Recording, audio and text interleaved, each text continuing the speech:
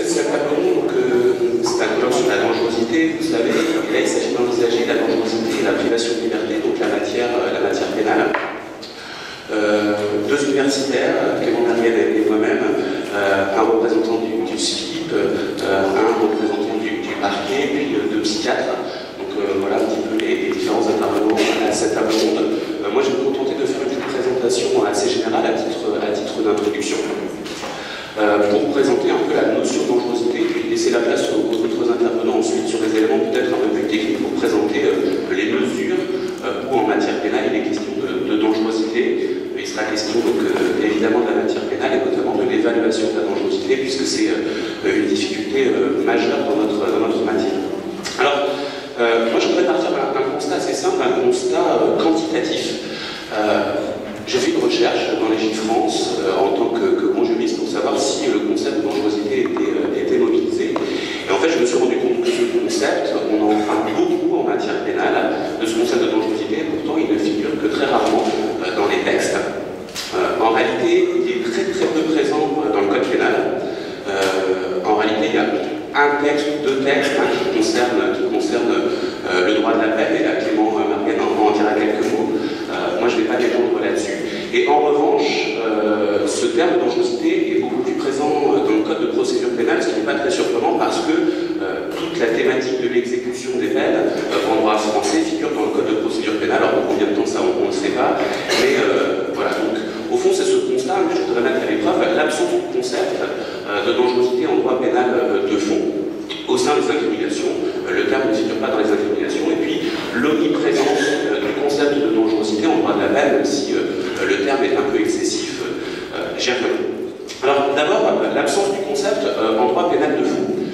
En réalité, on trouve souvent le concept au sein des infractions pénales, non pas dangerosité, mais le concept de danger. Ça, c'est un concept qu'on trouve très fréquemment dans les textes. Alors, je ne vais pas recenser l'ensemble des textes, mais voilà, dans la mise en danger d'autrui, ce qu'on appelle le risque causé à autrui, dans l'état de nécessité, on parle de danger.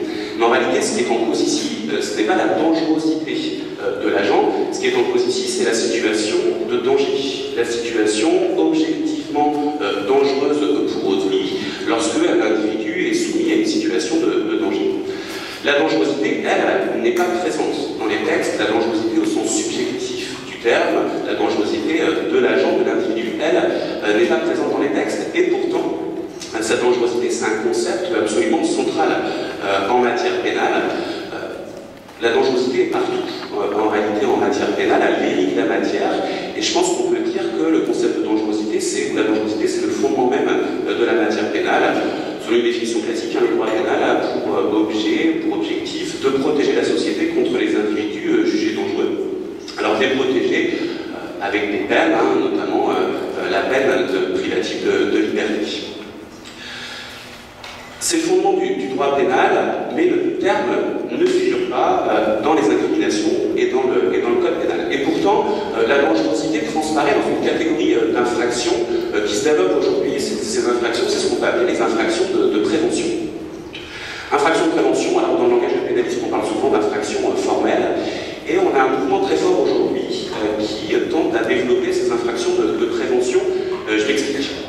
En droit commun, en principe, une infraction suppose d'être constituée, ou elle suppose au moins d'être tentée. Donc le seuil de la répression en matière pénale, c'est le commencement d'exécution. L'infraction doit être entrée dans sa phase d'exécution, et ça c'est le seuil de la tentative punissable. Pour les infractions de prévention, en réalité, on fait intervenir la répression de façon précoce, plutôt sur l'hypercriminis, c'est-à-dire que la répression va intervenir au stade des actes préparatoires, au stade de la préparation d'infraction. Et donc, au fond, on va essayer de saisir la dangerosité de l'agent de manière précoce, extrêmement tôt. Alors, le mouvement est général et touche globalement l'ensemble des infractions pénales. En réalité, ce mouvement, il est particulièrement marqué en matière de terrorisme. Quelques exemples, je ne vais pas multiplier les exemples, mais on peut citer par exemple le délit de consultation habituelle de sites terroristes, dont on a entendu beaucoup parler. Alors on sait que le Conseil constitutionnel a abrogé cette incrimination dans ses deux versions successives, mais l'idée c'était de saisir au fond le comportement de l'individu au stade du simple projet criminel.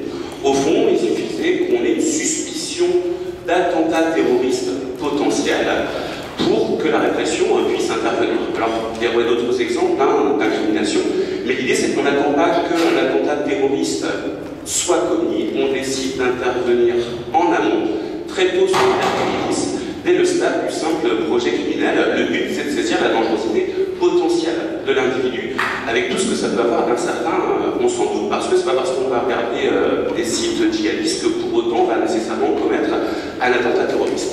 Donc l'idée c'est de neutraliser par des peines la dangerosité de l'individu à un stade extrêmement précoce. Donc voilà pour le droit pénal de fond, au fond, voilà pour le droit pénal de fond. Le terme de dangerosité ne figure pas dans les textes, même si au fond c'est là le critère du droit pénal, on va protéger la société contre la dangerosité des individus. En droit de la peine, et c'est le deuxième temps à mon intervention, en droit de la peine, le concept est beaucoup plus présent. Le concept est partout, au stade du prononcé de la peine, au stade de l'exécution de la peine, et même après l'exécution de la peine, au stade post-sententiel. Et Clément en dira quelques mots. Donc moi je ne vais pas rentrer dans le détail technique. Je voudrais simplement m'interroger sur ce concept de dangerosité qui est entré en matière pénale finalement assez récemment. On en parlait hier rapidement, et notamment à travers la loi du 25 février 2008, qui est une loi extrêmement importante. Au fond, c'est une notion qui est assez insaisissable.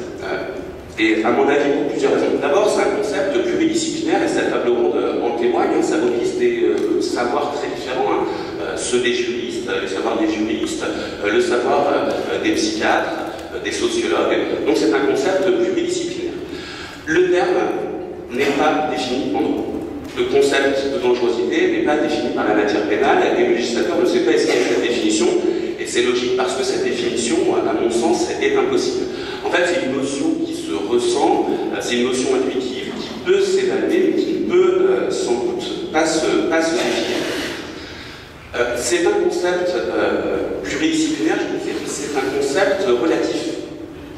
Et là, il me semble qu'un détour par le droit de l'environnement, on en parlera peut-être cet après-midi avec Olivier, un concept par le droit de l'environnement me semble intéressant, parce que, ou même en droit des assurances, parce que dans ces matières, la dangerosité ou le risque est considéré comme une corrélation entre un enjeu et un aléa. Et selon ces disciplines, plus l'enjeu est grand, plus le risque est important, même si l'aléa est faible, même si la probabilité de survenance du risque est faible. Et en réalité, la solution ne me paraît pas vraiment différente en matière pénale. Et je vais encore prendre le même exemple, l'exemple de l'attentat terroriste.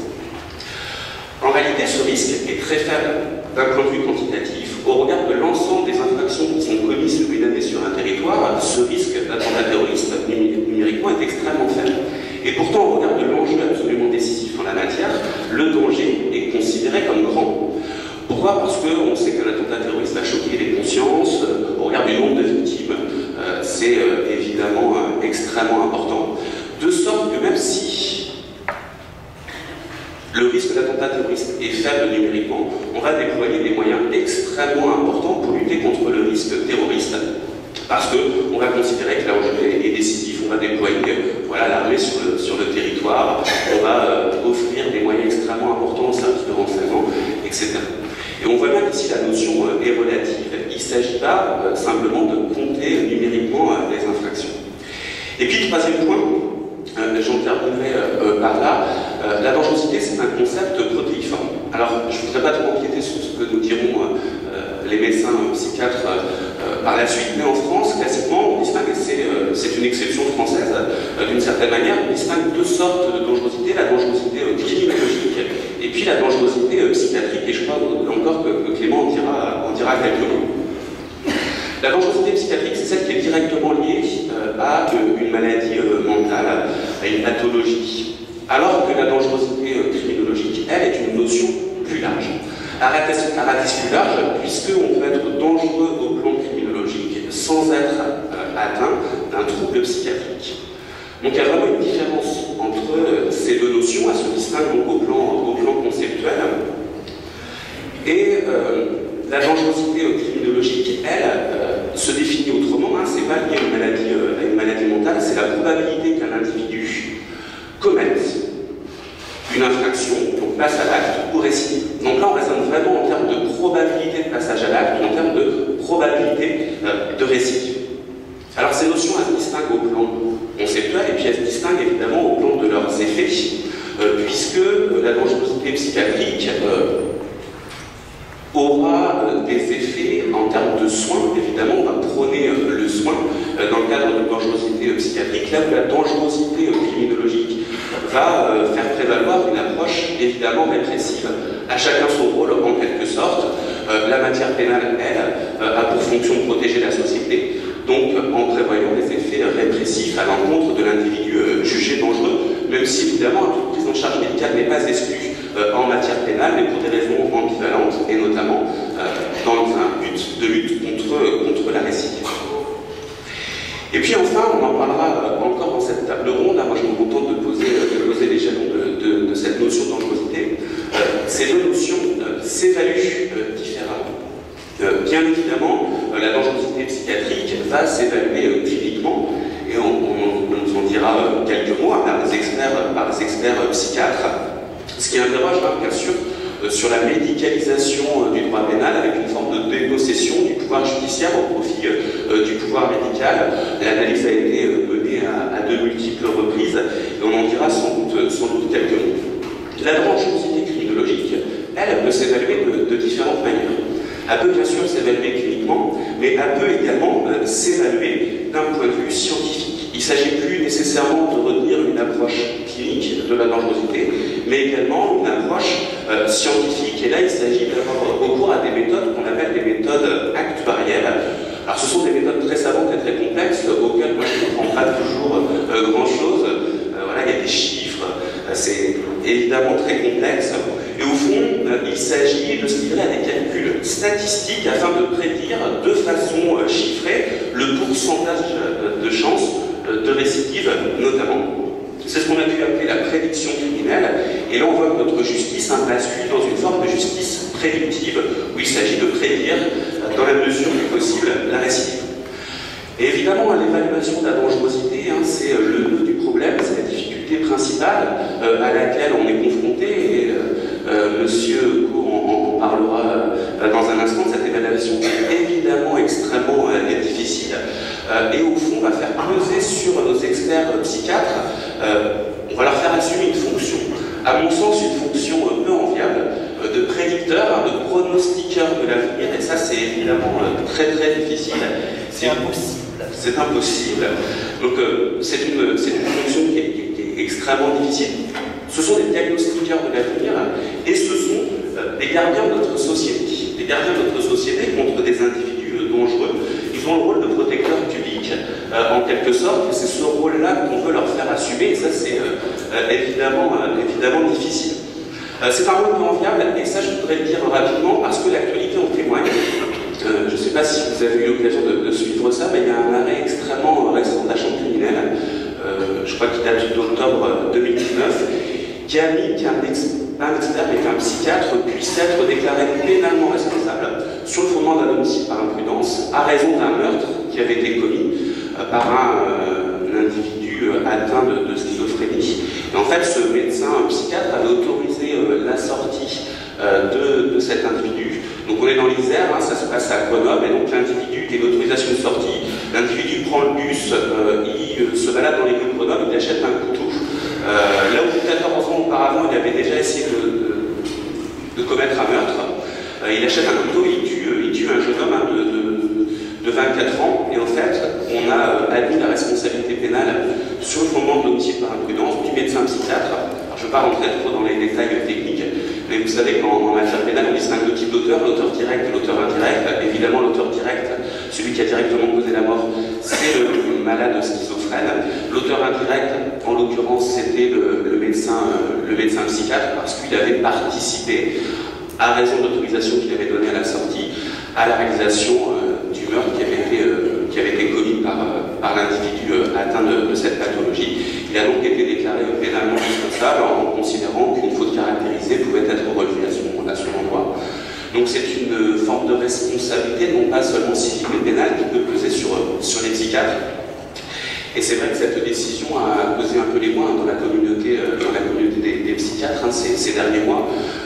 Il y avait déjà eu une première décision du TJ de Marseille il y a quelques années, mais c'était pas remonté jusqu'à la Cour de cassation. Là, la Cour de cassation a validé cette condamnation qui est, d'un certain point de vue, inquiétante.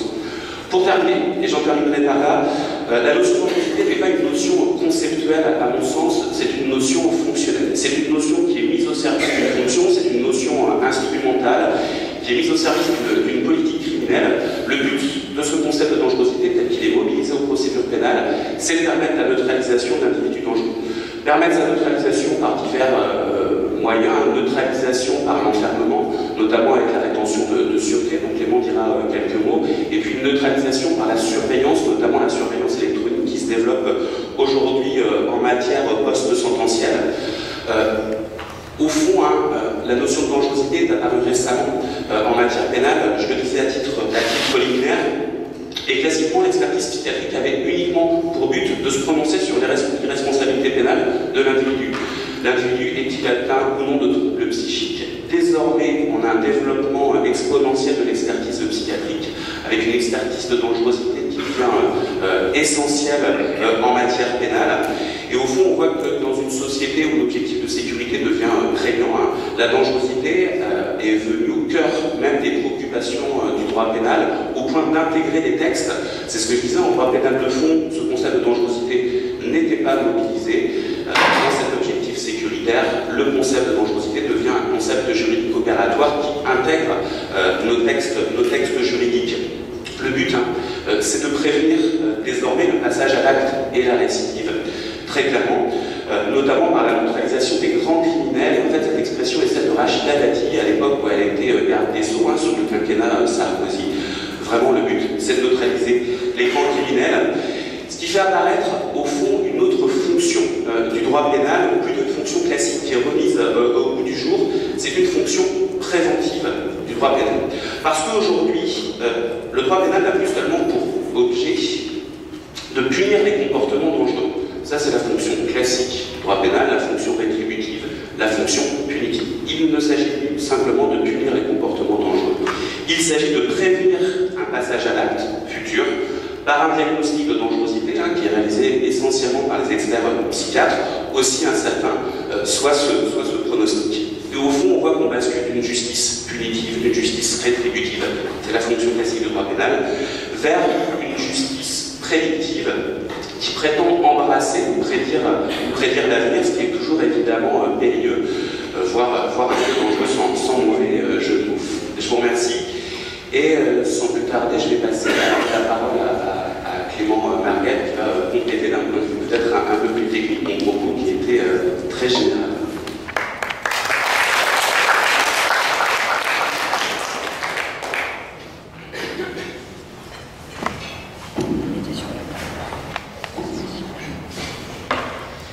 Merci Romain pour cet exposé.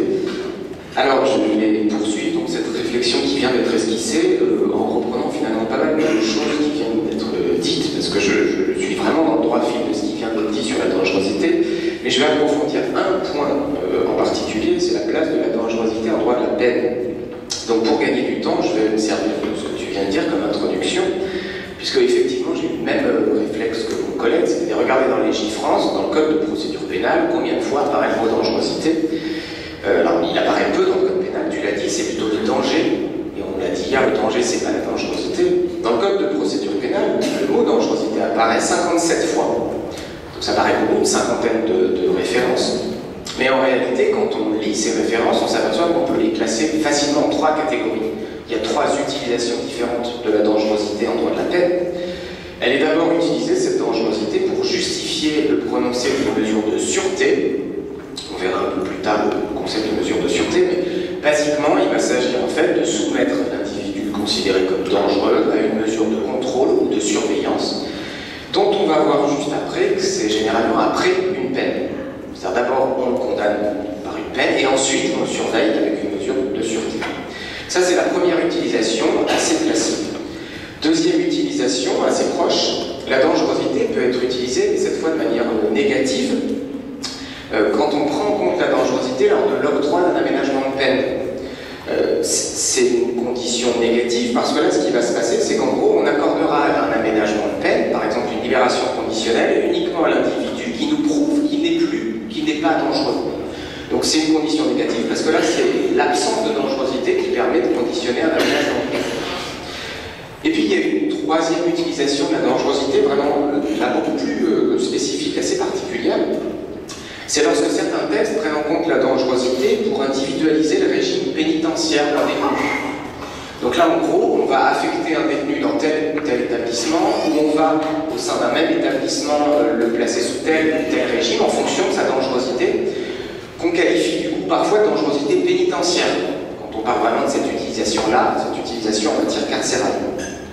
Alors, je laisserai de côté cet aspect-là, cette dangerosité pénitentiaire, qui sera peut-être évoquée par monsieur Coe, pour me concentrer sur les deux premières utilisations, comme condition positive la dangerosité, comme condition négative l'absence de dangerosité, parce que malgré cette différence de perspective, c'est à mon avis la même logique, la même finalité qui est recherchée dans ces deux cas-là. Il s'agit de maintenir l'individu dangereux dans le giron, dans le champ du droit pénal, autrement dit, garder un œil sur la personne dangereuse. Et je voudrais à cette occasion faire un petit flashback, un petit retour en arrière.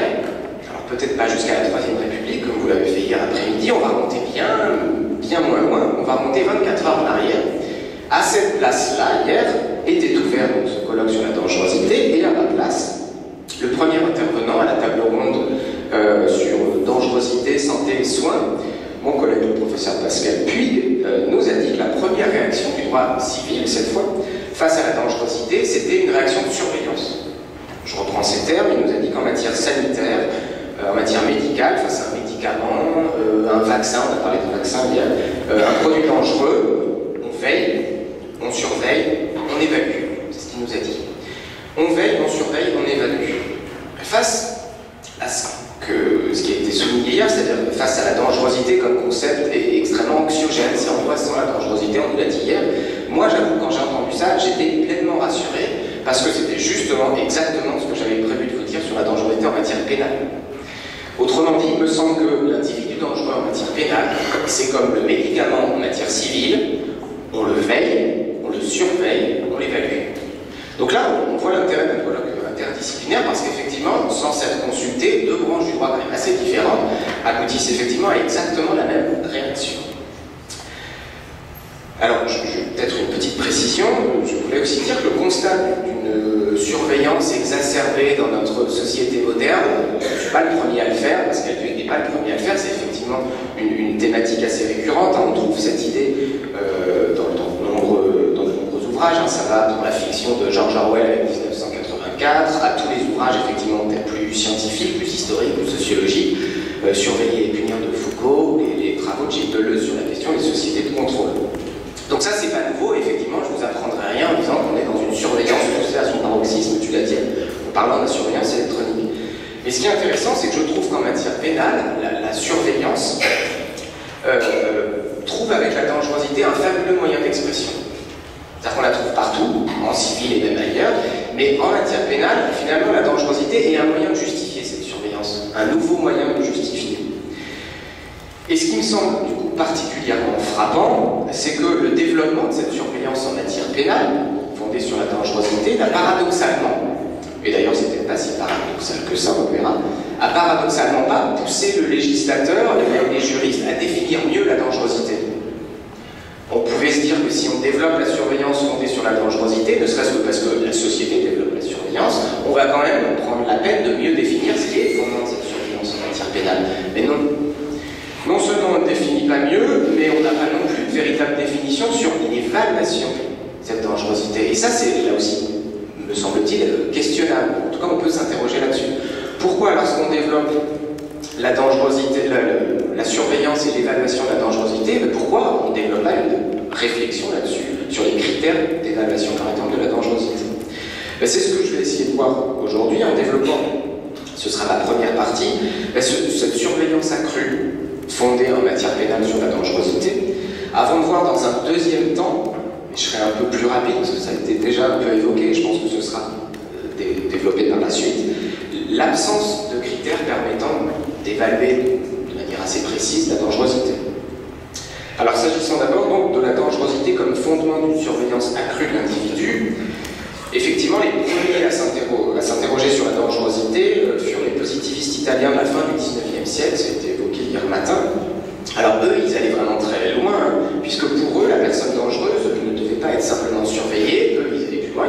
la neutralité. Des mesures de défense sociale, c'est comme ça qu'on les appelait à l'époque, pouvaient alors être décidées à l'encontre d'individus qui étaient dangereux pour la société et finalement indépendamment de la commission d'une infraction. On pouvait prononcer ces mesures avant même la commission d'une infraction. On retrouve, même dans la fiction, cette possibilité d'une intervention ante delictum, avant le passage à l'acte, dans l'ouvrage dystopique de Philippe K. Dick, Minority Report, paru en 1956. Ça marche aussi avec le film de Spielberg qui porte le même nom, c'est la même chose, c'est la même histoire, dans lequel un service spécialisé, le service de pré-crime, peut intervenir avant la commission d'une infraction pour neutraliser et pour effectivement sanctionner le pré-délinquant. Alors j'ai dit que c'était anxiogène la dangerosité, je ne vais pas en rajouter une couche, effectivement notre droit pénal ne va pas aussi loin, on n'arrête pas encore les pré-délinquants, encore que, on a vu qu'en matière pénale, avec les infractions de prévention, on est un peu là-dedans. Si on reste vraiment sur les mesures de sûreté, sur la dangerosité, c'est plutôt même l'inverse. C'est-à-dire que le droit de la peine va plutôt justement intervenir en bout de chaîne pénale. Non pas avant la commission d'une infraction, mais plutôt très longtemps après la commission d'une première infraction. La dangerosité, finalement, dans les textes, elle s'applique surtout à la personne qui a déjà été condamnée pour une première infraction, qui a fait sa peine, et qui ensuite, au moment de sortir, va se voir évaluer pour savoir si elle est toujours dangereuse. Il s'agira alors finalement de les placer après leur peine sous un régime de surveillance, comme le montre d'abord très bien le nom de ces mesures de sûreté. On a la mesure de surveillance judiciaire, dont le nom officiel est d'ailleurs encore plus explicite, son nom officiel dans le code, c'est la surveillance judiciaire des personnes dangereuses. Je crois que là c'est très clair, la personne dangereuse, on la surveille. Mais on le voit pour d'autres mesures, puisqu'on a aussi le PSEM, le placement sous surveillance électronique mobile. On a aussi la surveillance de sûreté. Et on a enfin, dans les cas les plus graves, lorsque la surveillance ne suffit plus, effectivement, la neutralisation, c'est la rétention de sûreté. Toutes ces mesures se fondent sur un risque éventuel, le risque de récidive. Et du coup, là, je partage vraiment le constat qu'a fait Romain, à savoir, ça aboutit, je pense, vraiment à redéfinir les fonctions du droit pénal. Je ne vais pas le développer, tu l'as dit, mais je pense que ça pourrait faire l'objet effectivement des débats. C'est-à-dire, est-ce que c'est vraiment au droit pénal d'intervenir de manière préventive? Est-ce que c'est pas plutôt au droit public, en référence au trouble à l'ordre public? Est-ce que la dangerosité ne peut pas correspondre à ce trouble à l'ordre public? Et parfois, le critère d'intervention du droit public, moi, il me semble qu'on peut effectivement se poser la question.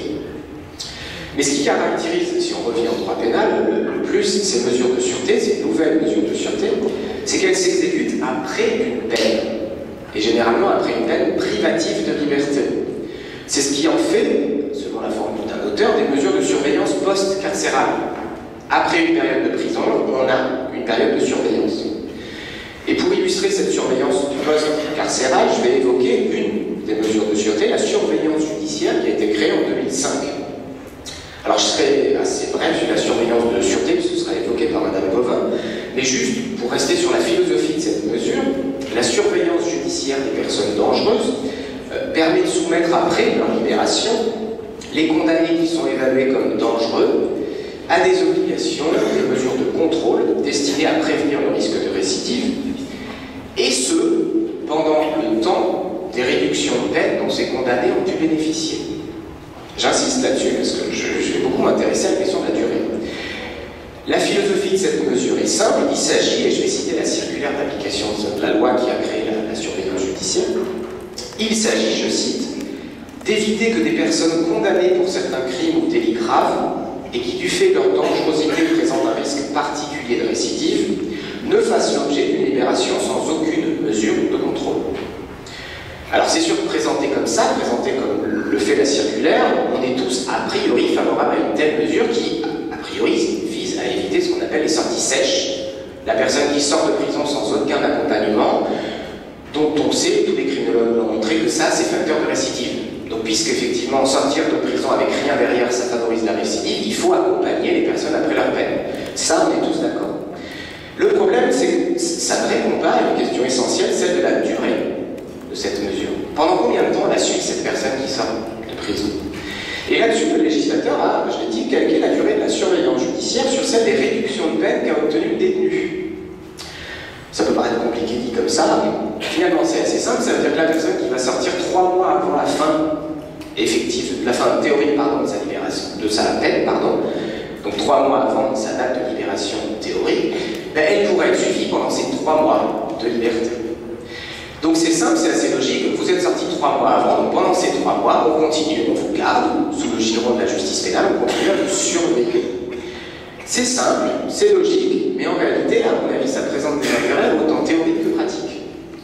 Théoriquement d'abord, il faut bien comprendre qu'avec les mesures de surveillance judiciaire, d'un coup de baguette magique, on transforme un temps de liberté de quelqu'un qui a purgé sa peine en un temps de surveillance. Certes, on l'appelle mesure de sûreté, mais ça reste un contrôle sur l'individu. Donc quelqu'un qui avait purgé sa peine, qui a priori était libre, peut être, encore une fois, suivi pendant un certain temps, le temps de ses réductions de peine. Mais c'est plutôt de manière pratique qu'on voit effectivement le paradoxe de cette mesure, parce que cette mesure a un défaut majeur, vous allez le voir, c'est presque un défaut de conception, c'est que la surveillance judiciaire, conçue comme ça, elle conduit en fait à défavoriser les bons détenus. Vous allez voir. Les bons détenus se sont montrés exemplaires en détention, le super bon détenu, ça arrive, il va avoir plein de crédits de réduction de peine. Il s'est bien conduit en détention, donc il a plein de crédits de réduction de peine. Il sortira beaucoup plus tôt que le mauvais détenu, celui qui effectivement n'a pas obtenu de réduction de peine ou qui a obtenu quelques réductions de peine. La logique, vous la voyez, ça veut dire qu'on pourra suivre plus longtemps les bons détenus, parce qu'ils ont eu plus de crédits de réduction de peine, donc du coup ils vont sortir effectivement plus tôt, mais en fait on va les suivre plus longtemps que les mauvais détenus, qui a priori, sans être un expert de la dangerosité, mais on pourrait se dire, a priori le mauvais détenu c'est peut-être lui qui est plus dangereux, et c'est peut-être lui qu'on devrait suivre. Mais concrètement, on le suit moins longtemps en pratique, on peut le suivre moins longtemps en pratique que le bon détenu. Et ça, je pense que c'est pas une maladresse de rédaction, que c'est pas un bug de conception. C'est à mon avis plutôt justement la plus belle expression du paradoxe devant lequel est confronté le droit pénal, c'est-à-dire que le droit pénal, tu l'as très bien dit, c'est un droit rétributif, punitif, etc. Or, avec la surveillance judiciaire fondée sur la dangerosité, on est amené à intégrer dans notre droit pénal une mesure qui justement a une logique vraiment différente, une logique prédictive. Vous êtes dangereux, donc il faudrait a priori vous surveiller tout le temps de votre dangerosité. Mais comme c'est du coup effectivement difficilement conciliable avec nos principes, on a essayé de l'intégrer, mais en disant ce sera le temps des réductions de peine. Mais les réductions de peine, c'est justement quelque chose d'extrêmement rétributif. Le bon détenu, il a plus de réductions de peine. Et donc là, on a un paradoxe qui est qu'on a voulu intégrer une notion qui n'est pas du tout conforme à notre logique, et on lui a donné un régime qui nous convient bien, parce qu'on sait ce que c'est une réduction de peine, mais on se situe finalement face à une ambivalence qui est on veut faire une place à la dangerosité, mais on ne va pas jusqu'au bout des choses. Le bout des choses, ce serait qu'on devrait la suivre le temps de sa dangerosité. Oui, c'est ce qui m'amène à la deuxième question qui sera beaucoup plus rapide, c'est comment apprécier ou évaluer la dangerosité. Vu qu'il y a des experts, je pense qu'effectivement je vais être beaucoup plus rapide. Parce que d'un point de vue juridique, le constat est extrêmement décevant. Le législateur, pas plus qu'il nous définit la dangerosité, ne nous donne des critères permettant de l'évaluer. Pire, si certains textes semblent assimiler expressément dangerosité et risque de récidive, je vous lis pas le texte, mais l'article 723-31 sur la surveillance judiciaire nous dit que la dangerosité c'est le risque de récidive. Il y a d'autres textes, l'article D49-24 par exemple, qui nous dit que l'expert doit évaluer la dangerosité et les risques de récidive. En bon français, s'il y a un « et », c'est que c'est pas la même chose, la dangerosité et le risque de récidive. Donc il y a un vrai flou dans les textes sur les critères à prendre en compte pour évaluer la dangerosité. Et là aussi, je vais faire un renvoi à ce qui a été dit hier, tout le monde l'a dit, c'est un concept éminemment subjectif, la dangerosité, qui devrait, surtout en matière pénale, être objectivé. D'autres pays, je pense notamment aux États-Unis ou au Canada, tu l'as dit, ont des grilles actuarielles, des vraies tables de prédiction de la dangerosité. Eux, ils ont objectivé la dangerosité. On est pour, on est contre, on les comprend pas, et je suis d'accord, moi non plus, je les comprends pas ces tables, mais effectivement, il y a une volonté de les objectiver. Nous, non. Nous, on reste sur effectivement une évaluation clinique, et ça peut s'entendre, une évaluation clinique pluridisciplinaire de la dangerosité. Le problème, c'est que le législateur ne définit pas les critères de cette dangerosité. Et ça a des répercussions, je pense, sur la forme que doit prendre l'évaluation de dangerosité. Parce que dans les textes, on jongle avec le terme d'évaluation, mais parfois on a expertise, parfois on a examen de dangerosité, et s'il s'agit d'une expertise, parfois c'est une expertise médicale, parfois c'est une expertise psychologique, psychiatrique, parfois un examen de dangerosité se substitue à une expertise médicale. Donc tout est finalement finalement pris comme synonyme, ce qui me semble effectivement assez préjudiciable en matière pénale. Et comme même preuve, je terminerai là-dessus, ce flou des critères, je citerai justement la rétention de sûreté, mais sans développer. La rétention de sûreté, donc elle a été créée en 2008, et là c'est effectivement une vraie mesure de neutralisation. Là on est bien dans le thème de cette table ronde sur dangerosité et privation de liberté. On prive, après sa peine, un individu de sa liberté parce qu'il est dangereux. Je vais vous citer la définition de la rétention de sûreté qui figure dans notre code de procédure pénale. Donc ça c'est du droit positif, hein. C'est pas moi qui l'ai reformulé. Cette mesure elle est définie comme le placement, je cite, dans un centre socio-médico-judiciaire de sûreté, proposant une prise en charge médicale, sociale et psychologique des personnes présentant une particulière dangerosité, caractérisée par une probabilité très élevée de récidive. On a ce lien entre dangerosité et récidive, mais, le législateur ajoute, parce qu'elle souffre d'un trouble grave de la personnalité. On y rajoute à cette dangerosité du qualifié de criminologique aussi la dangerosité psychiatrique. Alors est-ce que dangerosité criminologique égale dangerosité psychiatrique? Est-ce que l'un doit être ajouté à l'autre? On ne sait pas avec cette définition. Difficile, avec une telle définition, de cerner le contenu d'une mesure qui, je le rappelle, est une mesure privative de liberté. Et qui, si elle est renouvelée tous les ans, si la personne est considérée comme dangereuse, peut durer ad vitam aeternam. Ce qui est sûr, et ce sera ma conclusion, c'est que la dangerosité, faute d'une telle définition, faute de critères d'évaluation, apparaît comme un concept flou qui va permettre aux différents champs, le champ juridique, le champ médical, le champ psychiatrique, le champ de la psychologie, de se fondre. Et, c'est ce qui me semble le plus grave, de se confondre. Voilà, j'ai terminé, je vous remercie.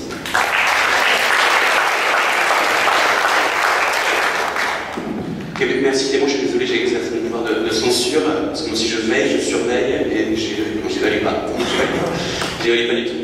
Tu as très bien montré que le code oscillait entre les deux formes de dangerosité, psychiatrique et criminologique, sans vraiment et ça c'était effectivement très intéressant. Alors on va essayer d'illustrer ce propos théorique par des illustrations peut-être un peu plus pratiques, très tirées de votre activité professionnelle. Et donc on va écouter Madame Fanny Gauvin, qui est substitut du procureur à Saint-Denis de la Réunion. Voilà, je vous donne la parole. Oui, merci beaucoup. Alors, bon, c'est vrai que mon intervention sera effectivement un petit peu plus brouillon, hein, puisque voilà, j'avais prévu des plans, et puis finalement vous êtes intervenus, donc je réponds un peu aux questions. Effectivement, moi je vais plus vous parler de la surveillance judiciaire. Alors, j'ai entendu effectivement quelques questions soulevées, notamment de savoir si effectivement on a une définition dans le code. Je confirme qu'effectivement, a priori de l'expérience que j'en ai, d'abord en tant que JAP et ensuite en tant que substitut en charge de l'exécution des peines, je n'ai pas trouvé de définition de la dangerosité.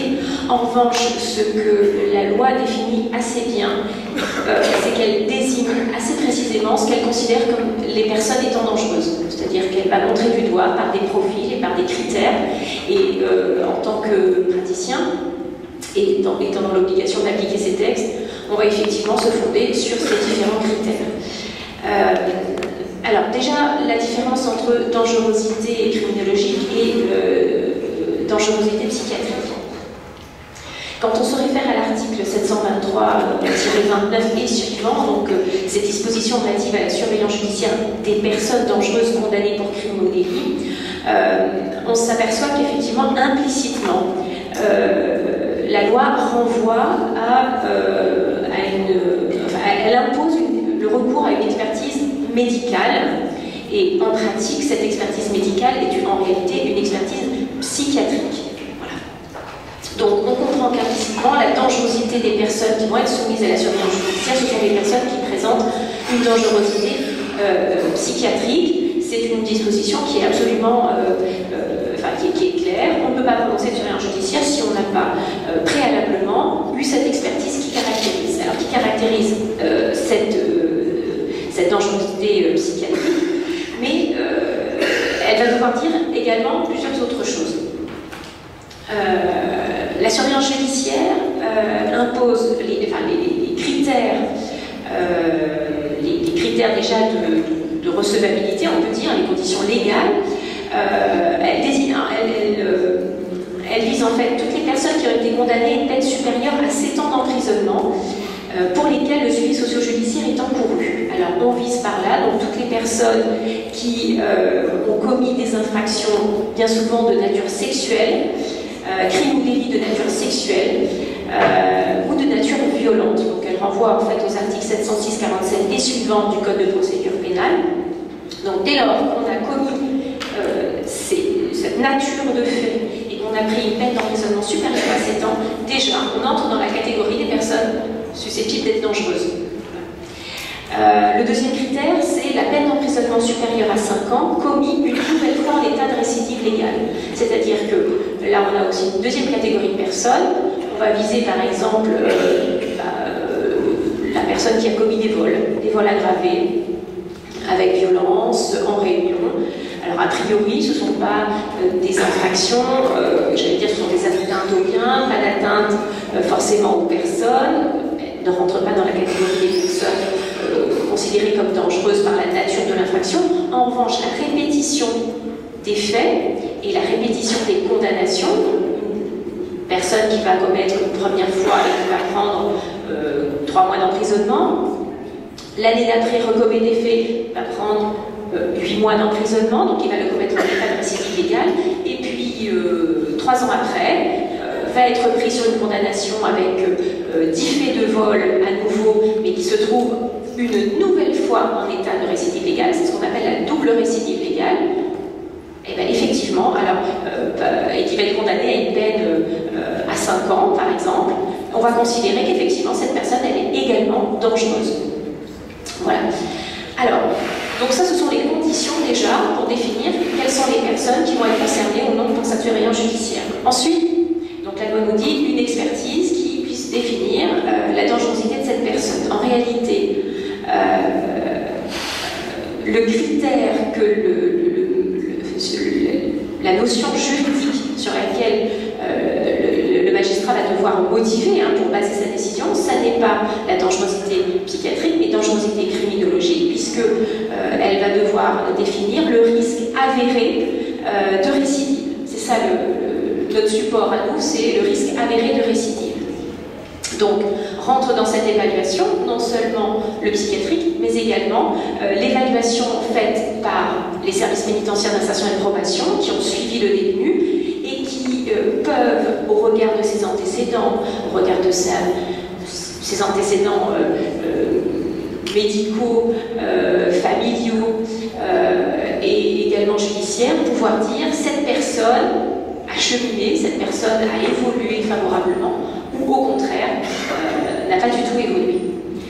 Alors, mais je rejoins effectivement le point de vue qui commence à être émis depuis le début de ce colloque. Il y a effectivement une prédominance de la dangerosité, de la conception psychiatrique, médicale. Il y a une espèce de médicalisation de ces notions juridiques parce que est-ce que le magistrat peut définir que la personne, qui a un risque avéré de récidive, parce que ça peut être effectivement notre sentiment, notre analyse à nous, on fait la somme de toutes les informations qui nous parviennent, de dire là il y a un risque avéré de récidive, alors que le psychiatre par exemple considère qu'il n'y a pas de dangerosité psychiatrique.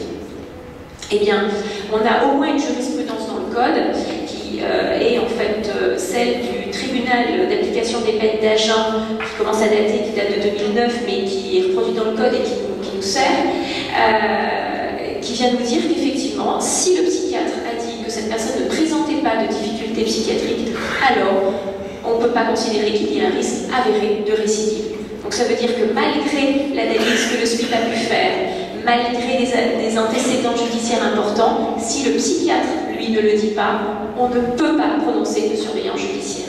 Donc effectivement, c'est une lourde responsabilité qui pèse sur le psychiatre, qui pose question.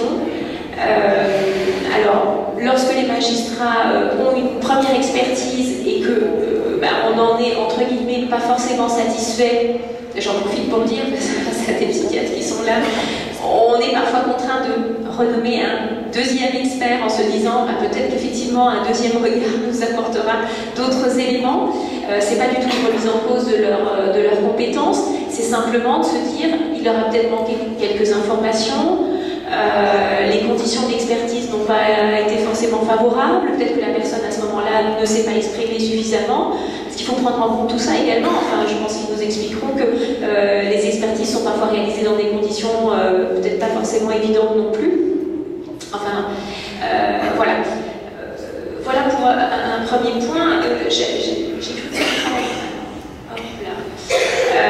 sur la surveillance judiciaire, monsieur le professeur Marguet donc, nous explique qu'effectivement le système de fonctionnement peut pénaliser le bon ou non détenu. Alors moi j'aimerais revenir un petit peu sur le mécanisme. La surveillance judiciaire, certes, c'est une mesure de sûreté, mais c'est aussi une modalité d'exécution de la peine. C'est-à-dire que, alors je vais essayer de vous expliquer que c'est pas si choquant que ça en fait. Voilà. Il faut avoir conscience qu'une personne condamnée à 10 ans d'emprisonnement n'effectuera jamais 10 ans d'emprisonnement. Ça, il faut le savoir. La peine exécutée n'est jamais la peine prononcée, parce que la loi prévoit que de manière automatique, alors il faut bien distinguer, il y a deux fonctionnements. D'une part, de manière automatique, il y a quasiment un tiers de la peine qui tombe, ce qu'on appelle les crédits de réduction de peine. Voilà. Alors pourquoi la loi prévoit cette chose? Et là, je crois que si un jour vous êtes nommé en tant que juré à la cour d'assises, vous comprendrez ce genre de choses. Quelqu'un à qui vous expliquez qu'il va partir les 15 ou les 20 prochaines années en prison, s'il n'a plus rien à perdre, pourquoi accepterait-il cette peine? En revanche, quand on lui explique que effectivement cette peine est lourde, mais qu'en réalité il ne fera pas tout à fait cette peine, et que s'il se comporte bien, il aura un tiers supplémentaire de réduction, peut-être qu'effectivement cette personne va pouvoir mieux se comporter. C'est un petit peu la carotte, hein. Il faut bien avoir conscience que la détention c'est quand même, enfin je veux dire c'est l'enfermement, et donc on a 500 personnes âgées dans une maison d'arrêt, dans un centre de détention. Donc c'est voilà, il y a un petit peu la carotte, et c'est un petit peu l'espoir aussi hein, qui fait tenir ces détenus. Donc tout ça pour dire qu'effectivement on a un tiers de la peine qui tombe, un deuxième tiers qui tombe s'il se comporte bien. De sorte que le bon détenu qui va gagner son second tiers, hein, ce qu'on appelle les réductions supplémentaires de peine, peut néanmoins présenter des difficultés psychiatriques. Il peut bien se comporter parce qu'il est tout simplement sous traitement pendant l'exécution de sa peine, et donc tout se passera bien, il ira à l'école, il suivra ses soins, c'est-à-dire qu'il se rendra au rendez-vous avec le psychologue, le psychiatre, et j'allais dire remplira tous les critères pour effectivement avoir ces réductions supplémentaires de peine. Pour autant, si effectivement au bout de 15 ans, on a quelqu'un qui, après avoir tenté de tuer son épouse, la laisser tétraplégique, et finalement au bout de 15 ans, lorsque la sortie commence à poindre, hein, c'est-à-dire quand on est à 2-3 ans de la sortie, qui commence à dire oui, bah écoutez, tout ça c'est du passé, moi je reviens à la maison, il n'y a pas de problème. Là on commence à s'inquiéter en se disant oui, et que la personne commence à expliquer à ses co-détenus qu'il va juste finir le travail qu'il a commencé, parce que bon, il a un peu raté sur la première fois, mais il rattrape pas la seconde fois. Voilà, donc on a quelqu'un qui pourra être parfait sur le papier, et qui en réalité pourra être considéré malgré tout comme étant dangereux. Va se poser la question de la surveillance judiciaire pour cette personne, et en réalité, lorsqu'on va prononcer cette surveillance judiciaire, elle va se faire sur le temps des crédits de réduction de peine. J'allais dire, c'est la peine qui a été prononcée.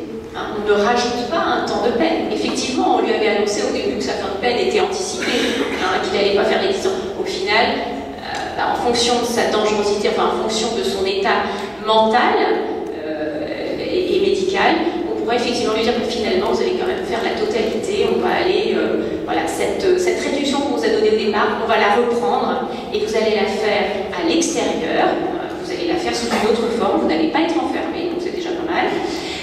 Vous allez pouvoir effectivement sortir, vous allez choisir la liberté, mais dans certaines conditions, il y a certaines obligations. Ce qui fait que je trouve cette surveillance judiciaire pas du tout choquante. Maintenant sur les mesures.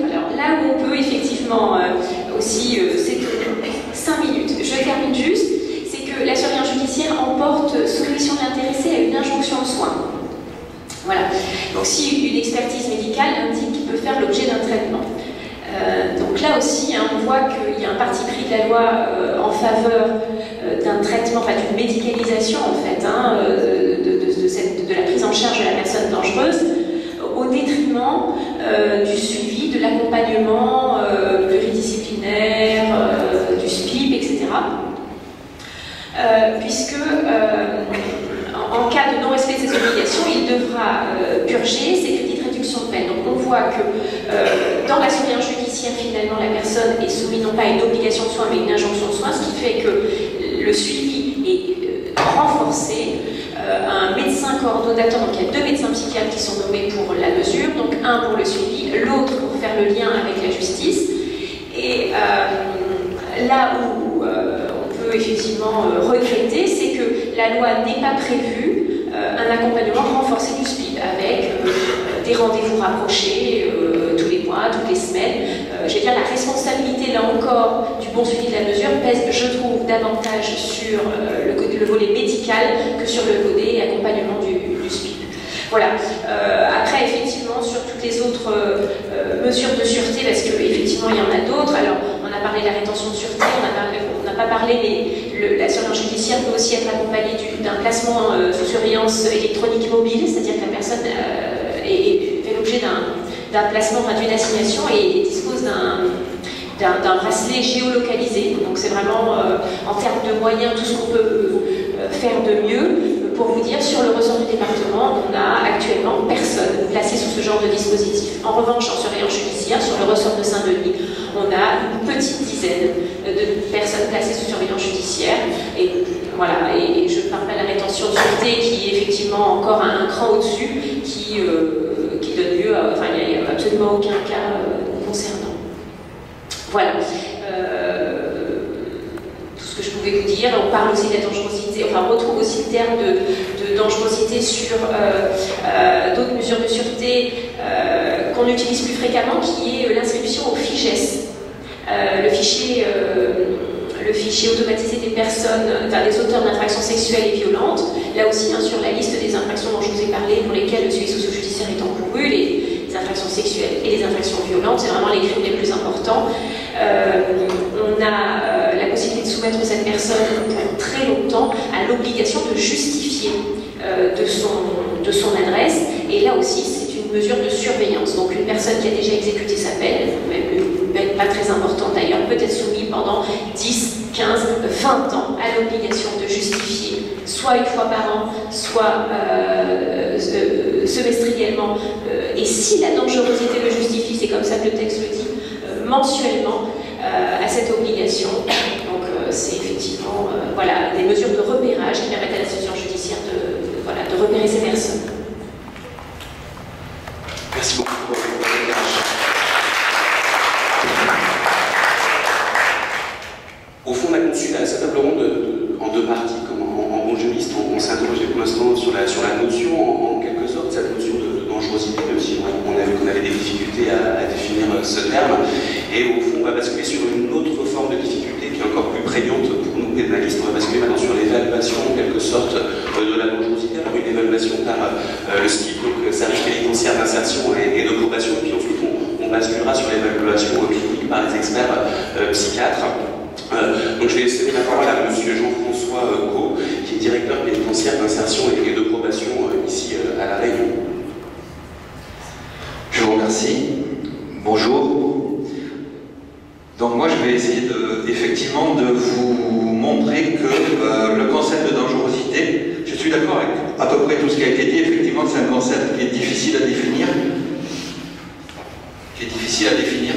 qui est présent dans beaucoup de conceptions, de théories, mais on n'a pas de définition précise. J'ai aussi entendu parler beaucoup de neutralisation, en fait, ici, des individus et de neutralisation de la dangerosité. Alors je vais essayer aussi de démontrer que il n'y a que l'enfermement, la prison, effectivement, qui peut permettre la neutralisation des individus. On a parlé de mesures d'aménagement de peine, du bracelet électronique. Dans ces cas-là, on va plus être effectivement sur du contrôle, de la surveillance, mais ça ne va pas permettre de neutraliser de neutraliser les individus véritablement. Un ancien président de la République avait dit que la prison, c'était la privation de liberté et rien d'autre. C'est malheureusement beaucoup plus que ça. Et dans l'évaluation de la situation des personnes qui sont incarcérées, qui ont commis des actes graves, et donc qu'on peut considérer comme dangereux, il faut prendre en considération toute leur situation. Au niveau du service pénitentiaire d'insertion et de probation, on prend en charge des personnes incarcérées et des personnes condamnées en milieu ouvert. Et jusqu'à présent, pendant de nombreuses années, on entrait dans ces prises en charge par le prisme en fait, du délit, de l'acte qu'ils avaient commis. On s'aperçoit aujourd'hui, en mettant en œuvre de nouvelles méthodologies d'intervention, que c'était une erreur et qu'il faut beaucoup plus rentrer par le prisme de la situation et du profil de la personne.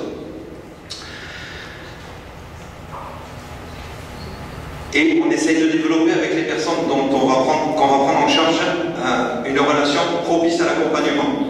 Donc on va être sur des méthodes d'évaluation plus du risque de récidive que de la dangerosité des personnes sur une évaluation structurée. On va s'inspirer en fait des méthodes d'Amérique du Nord, notamment un professeur québécois qui s'appelle Denis Lafortune, donc, qui a développé des programmes de prévention de la récidive et des guides d'évaluation structurée, notamment un guide qui s'appelle le Facilerix, et qui va permettre, par des grilles de cotation, d'évaluer en fait si les personnes qu'on prend en charge sont dangereuses ou pas. Alors, dans ce cadre-là, on va travailler sur un concept qui s'appelle le RBR, risque, besoin, réceptivité. Ce concept, en fait, vise à évaluer les risques statiques et des risques dynamiques de récidive chez la personne pour arriver à déterminer, en fait, comment il arrive à satisfaire ses besoins primaires et ses besoins criminogènes, pour ensuite déterminer des facteurs de protection qui vont nous permettre d'établir avec lui un plan d'accompagnement et d'exécution de sa peine. Donc, pour reprendre, on va essayer de regarder chez cette personne, en fait, par cette évaluation structurée, quels sont les facteurs de risque statiques. C'est quoi les facteurs de risque statiques? Ça va être des facteurs de risque qu'on ne va pas pouvoir modifier. C'est-à-dire le jeune âge de la personne, si il est entré dans la délinquance extrêmement jeune, s'il y a des antécédents judiciaires, la précocité des comportements délinquants, s'il y a des incarcérations, beaucoup d'incarcérations précédentes, etc. Tous ces facteurs qu'on ne va pas pouvoir modifier en fait, et qui vont être présents dans son histoire. Ensuite, on va évaluer avec ces personnes les facteurs de risque dynamiques. C'est-à-dire, pour le coup, là, c'est des facteurs de risque qui vont être modifiables en modifiant le comportement de la personne. C'est-à-dire ces facteurs de risque dynamique, ça va être si la personne a des problématiques addictives, si la personne a des problèmes familiaux, n'a pas d'emploi, a des difficultés comportementales, etc. également. Donc, à travers l'évaluation de ces deux types de facteurs de risque, on va essayer de mettre en place un plan d'accompagnement qui va aussi permettre de valoriser les facteurs de protection qui existent chez cette personne. C'est quoi ces facteurs de protection? Ça va être les choses positives qui existent dans sa vie et qui vont lui permettre d'évoluer positivement au niveau de ses comportements. Ça va être par exemple s'il a une famille, des enfants, s'il a un emploi stable, s'il a entamé une démarche de soins et qu'il est en train de se traiter. Donc, avec l'ensemble de ces facteurs de prévention, on va pouvoir évaluer et mettre en œuvre un plan d'accompagnement avec la personne. Et on va déterminer avec lui des axes prioritaires de travail, effectivement. Chez une personne, si on exige une personne... Alors, notre travail au niveau du SPIP, en fait, ça va être de contrôler aussi que la personne respecte ses obligations pénales. Et il y a des mesures de justice et elle doit respecter ses obligations pénales. Donc pour lui permettre de respecter ses obligations pénales, il va falloir aussi l'accompagner sur l'ensemble de la prise en compte de sa situation sociale, professionnelle et familiale. Et dans ce cadre-là, si on demande à une personne, effectivement, je vais prendre un exemple tout bête, d'indemniser les parties civiles, mais qu'elle n'a aucune ressource, elle ne va pas pouvoir le faire et donc on va la mettre en échec. Donc on va déterminer dans ce plan d'accompagnement avec la personne des axes prioritaires de travail pour lui permettre de remplir ses obligations ou pour lui permettre d'évoluer positivement. Par exemple, on va d'abord travailler avec elle la recherche d'une insertion professionnelle pour lui permettre justement d'indemniser les parties civiles. Mais si cette personne n'a pas de logement, par exemple, il va être compliqué pour elle de trouver un emploi sans logement. Donc on va travailler peut-être prioritairement sur la recherche d'un logement ou la stabilisation de sa situation à ce niveau-là pour lui permettre effectivement d'arriver à trouver un emploi. De la même manière, si elle a des problèmes d'addiction ou si elle a des problèmes psychiatriques et qu'il n'y a pas de traitement qui est mis en œuvre, ça va être compliqué également pour elle de s'acquitter ou d'effectuer les autres démarches. Donc on va travailler prioritairement sur la démarche de soins avant d'envisager de travailler sur tous les autres paramètres. Tout ça pour dire effectivement que pour évaluer la situation des personnes, on doit être dans une prise en charge globale et on doit vraiment prendre en considération l'ensemble des paramètres effectivement de sa situation.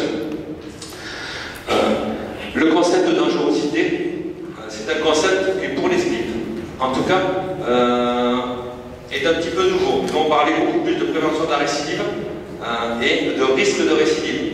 On peut penser effectivement que si on estime qu'il y a un risque de récidive chez des personnes, il va y avoir une certaine dangerosité. Mais ce qui est important de signaler, c'est qu'on ne va pas pouvoir neutraliser cette dangerosité, ou l'expression de cette dangerosité. Si on ne traite pas la personne pour lui faire modifier ses comportements, si la personne n'est pas réceptive au changement, à ce qu'on va mettre en œuvre avec elle pour modifier effectivement ses comportements délinquants, ou si la personne effectivement ne parvient pas à comprendre qu'elle peut satisfaire ses besoins primaires, ses besoins criminogènes par d'autres comportements que des comportements délinquants, je veux dire, le risque de récidive va être toujours prégnant et on ne va pas traiter la dangerosité de cette personne. Voilà, donc l'enfermement, la privation de liberté ou les mesures de justice ne permettent pas de neutraliser la dangerosité, ne permettent pas de faire en sorte que la personne n'exprime plus ses comportements. Elles permettent de mettre en œuvre des éléments ou des modalités d'intervention, de prise en charge qui sont de nature à faire évoluer la personne. Ce qui est important de dire, c'est cela, et c'est de dire également que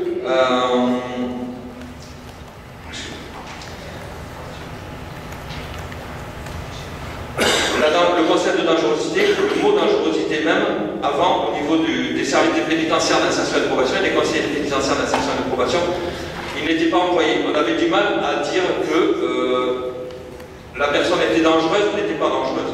Voilà. On partait sur d'autres biais, mais on n'évaluait pas ça. De la même manière qu'on n'évaluait pas le risque de récidive.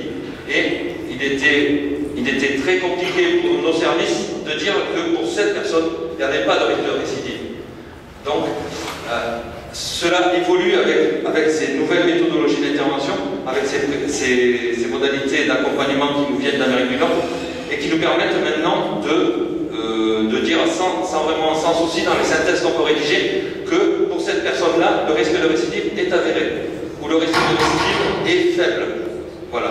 On a du mal encore à dire qu'il n'y a aucun risque de récidive parce qu'effectivement c'est compliqué à évaluer et que la dangerosité d'une personne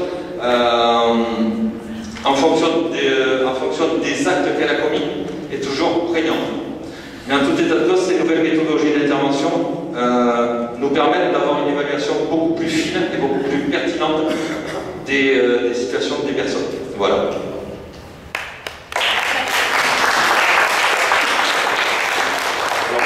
Merci un peu de point de vue d'abord pour la qualité de votre intervention, c'était extrêmement bien, puis surtout avoir tenu le temps, 10 minutes parfaitement. Alors merci beaucoup. En fait, on voit toute la complexité en réalité de cette évaluation. Moi, la question que je me posais, peut-être on en discutera ensuite, c'est est-ce que finalement ces nouvelles méthodes d'évaluation changent vraiment fondamentalement la donne par rapport à ce qui se passait avant dans les services pénitentiaires d'insertion et de probation? peut-être qu'on pourra en discuter ensuite. Ça change tout, vraiment. Très bien, on en discutera avec plaisir. Je vais donner la parole maintenant au médecin psychiatre, sans plus tarder. Comment est-ce que vous voulez répartir la parole? Comme c'était marqué. Comme c'était marqué là dans l'ordre du programme. Parfait, suivant le programme. Donc, je vais d'abord donner la parole à Olivier Marmas.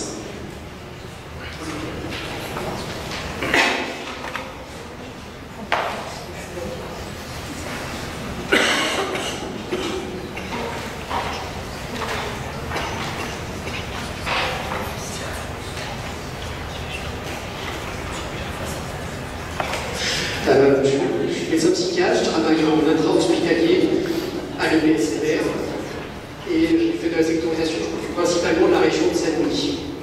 Moi, je vais surtout vous évoquer le côté psychiatrique et soins des personnes qui sont en privation de liberté par rapport aux soins sous contrainte. Ce qu'on peut voir dans les médias, l'image de la psychiatrie en général, c'est ce qu'on peut voir dans les médias. C'est l'article du Monde, par exemple, du 26/11 sur les dysfonctionnements extrêmement graves, qui ont pu être consacrés par le contrôleur général des lieux de privation de liberté. Et là, on fait souvent appel aux restrictions de liberté des patients qui ne peuvent plus circuler librement, qui sont dans des chambres d'isolement, toutes ces conditions-là. Et l'autre point aussi qu'on voit beaucoup dans les médias, c'est le même événement que vous avez signalé en 2008 avec ce déséquilibré qui poignarde mortellement un étudiant à Grenoble.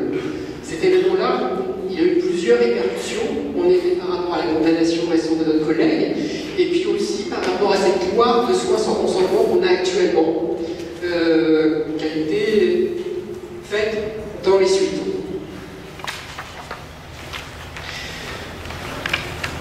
À travers ça, on peut voir dans la société le regard qu'on peut porter sur les patients souffrant de troubles mentaux graves et la dangerosité qu'ils peuvent représenter pour la société. L'autre question qui est sous-tendue, c'est que fait la psychiatrie, en effet, face à ces patients. Après, la psychiatrie en quelques chiffres quand même, parce qu'en 2017, on voit qu'il y a 2 millions de patients ont été suivis en ambulatoire et 422 000 hospitalisations. Sur toutes ces prises en charge, il y a 5% des patients qui reçoivent des soins non consentis. Vu que l'activité en psychiatrie augmente, cette proportion ne change pas, mais en effet, de plus en plus, nous avons des patients qui sont en soins non consentis. Dans la population générale, les troubles mentaux sont extrêmement fréquents. On parlait d'un épisode dépressif, 20% de la population a fait ou fera une dépression au cours de sa vie. Si on parle de la schizophrénie, 1% de la population souffre de schizophrénie. 600 000 personnes en France. Sur 600 000 personnes, quand on évoque ce diagnostic de schizophrénie, un patient, il a du mal à l'accepter. Il dit, moi je ne suis pas violent, docteur. Bien sûr. L'autre chose aussi qu'il peut nous dire, j'ai pas de dédoublement de personnalité. Et en effet, c'est les croyances qu'on peut voir dans la population générale. La dangerosité des patients schizophrènes et ce dédoublement de personnalité. On en arrive à un tel point que les usagers pensent à changer le nom. Il y a déjà une évolution parce qu'initialement elle était décrite comme une démence précoce. On peut voir un peu ce que ça peut donner comme image. On est maintenant passé au terme de schizophrénie, il est question qu'on puisse changer la dénomination. Un autre trouble également psychiatrique fréquent, c'est le trouble bipolaire, qui sera à 2,5% dans la population. Trouble bipolaire qui passe beaucoup mieux, qu'on appelait avant psychose maniaco-dépressive. Maintenant, je dirais que tout le monde est bipolaire quasiment. Plus ça va, plus ça va pas, je suis bipolaire. Donc on voit quand même que la terminologie a quand même du sens et des implications, des répercussions. J'étais pas présent au dernier colloque, vous parlez de vulnérabilité, et bien en effet notre population est particulièrement vulnérable, parce que l'espérance de vie pour quelqu'un qui a un trouble mental grave est de 15 ans inférieure à la population générale. 15 ans. L'autre chose, parmi les populations sans domicile fixe, 20 à 30% souffriraient d'un trouble psychiatrique. Et pareil, par rapport à la population carcérale, en effet, 1 à 30% auraient un trouble psychiatrique en détention.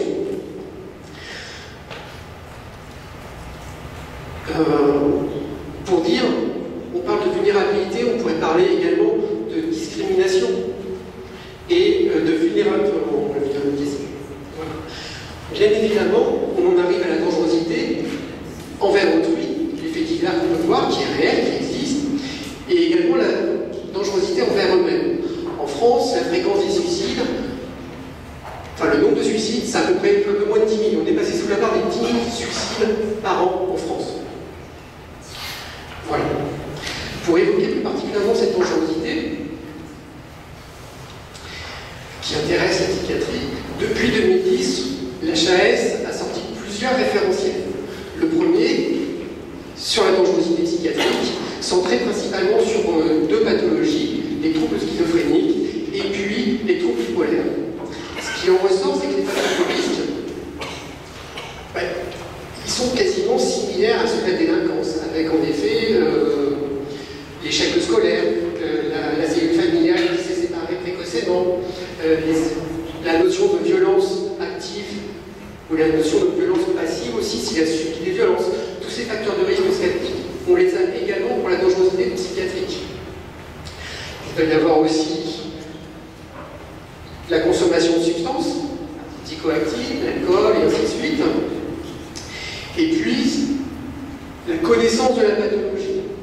Si le patient est dans un déni de sa pathologie, s'il n'a pas conscience de ses troubles, ça peut être un facteur de dangerosité. Après, selon les études que j'ai pu voir, c'est qu'a priori, ce risque relatif de dangerosité serait supérieur à la population générale pour les patients présentant une schizophrénie ou un trouble bipolaire. Par contre, si on retire l'usage de substances, ce risque relatif reviendrait à la population générale. Donc, dans quel cas exactement intervient la pathologie psychiatrique, ça reste toujours compliqué à dire. Par la suite, un deuxième outil méthodologique est sorti sur mieux prévenir et prendre en charge les moments de violence dans l'évolution clinique des patients, dans les services de psychiatrie générale.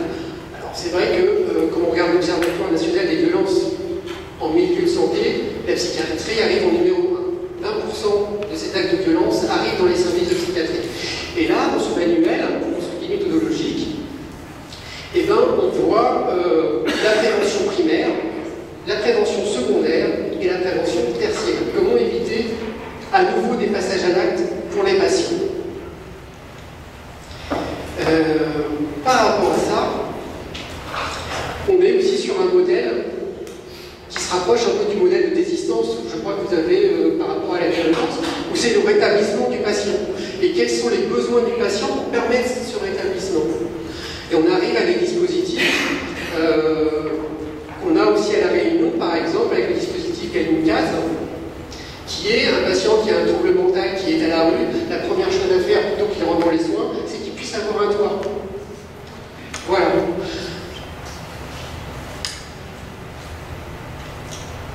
Le dernier manuel, l'isolement et la contention, on a un changement en paradigme aussi, où maintenant on parle plus de prescription médicale, selon le législateur, mais d'une décision médicale. Si on en est là, c'est parce qu'a priori, on n'a pas vu d'effet thérapeutique sur ces méthodes-là, même si on ne peut pas s'en passer en psychiatrie.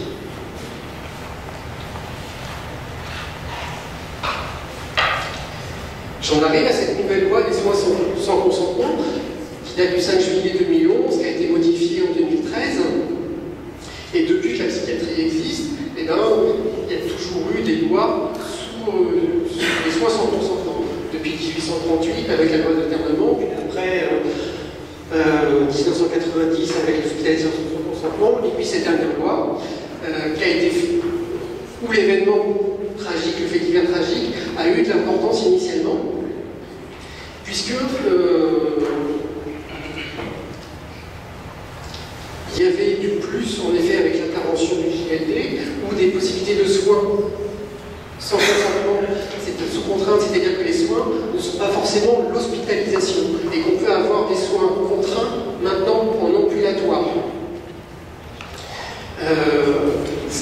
Initialement, la loi disait, je crois, qu'on ne pouvait pas avoir de sortie d'essai. En fin de compte, on passait de l'hospitalisation complète aux soins ambulatoires sans faire d'essai à la maison. C'était pas possible. Ça a été revu. Et l'autre point qui a été aussi censuré, c'était par rapport aux patients qui sortaient du MD, où il y avait un fichier qui est tracé pendant de très très nombreuses années. Voilà. Cette loi, donc, elle a permis d'avoir des soins sous contrainte. Les soins sous contrainte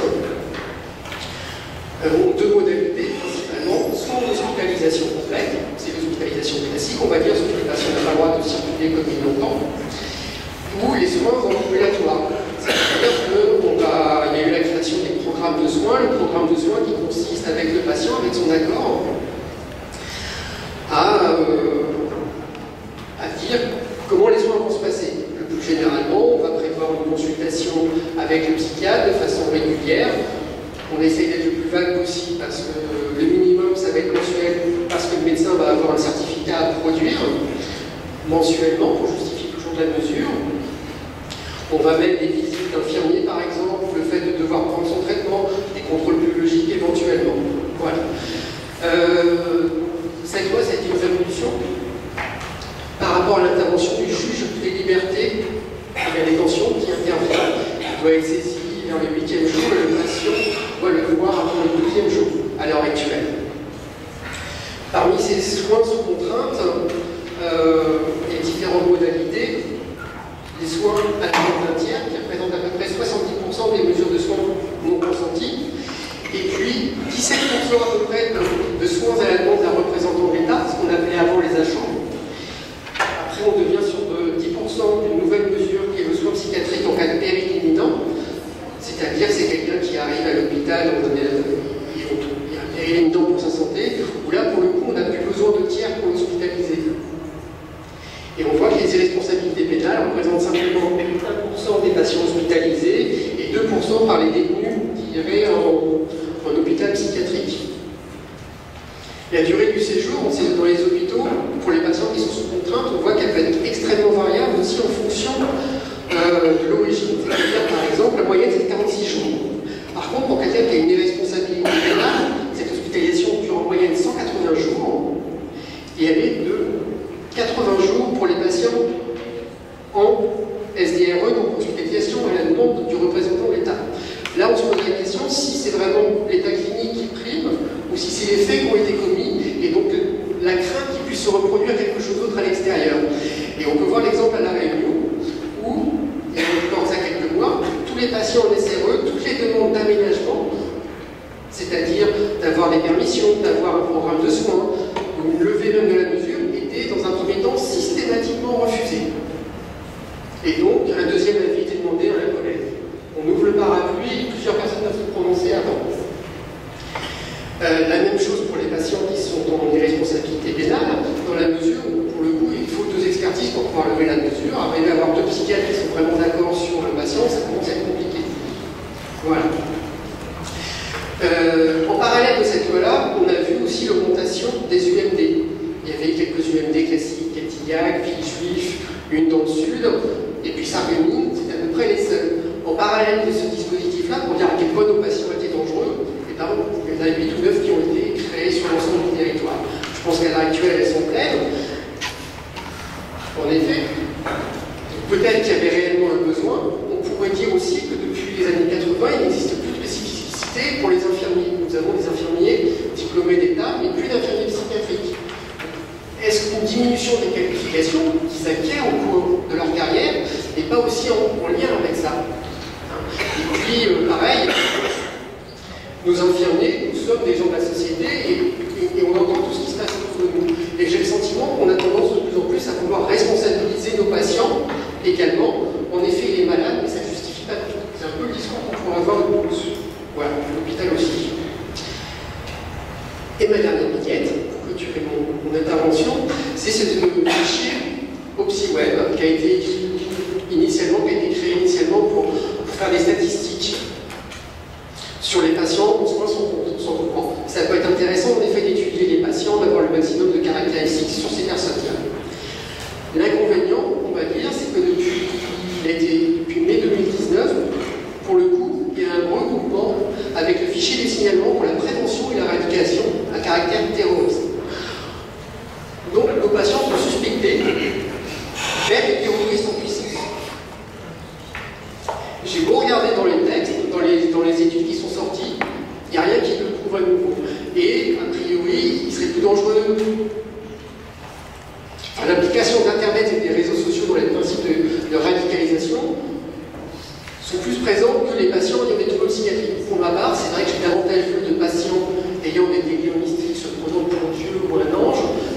patients voulant aller vers le dial. Voilà. Je travaille principalement exclusivement en intra-hospitalier. C'est vrai qu'en extra-hospitalier, en CLP, on a une file active qui augmente de plus en plus. Et dans cette file active, on voit venir de la justice toutes ces injonctions de soins, toutes ces obligations de soins, avec des personnes pour qui le trouble mental n'est pas forcément réel non plus, et qui nous prennent beaucoup de temps à la prise en charge. Je vais laisser mon collègue parler un peu de faire cela. Voilà. Merci.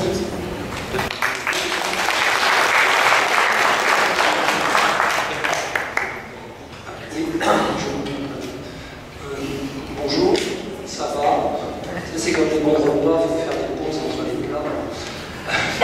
Donc, je me présente, Dr Ramé, je suis médecin psychiatre, je ne suis pas médecin expert. J'ai été médecin expert auprès du procureur sur les cours d'appel de Grenoble pendant une quinzaine d'années. J'ai arrêté dans cette fonction et je suis responsable des soins psychiques en milieu pénitentiaire dans une structure appelée SMPS, Centre de services médico-psychologiques régionaux. Alors on est quand même sur la question de société, atteinte à la sûreté des biens, à la sécurité des personnes, éventuellement à la sûreté de l'État, dangerosité. La dangerosité, c'est une potentialité.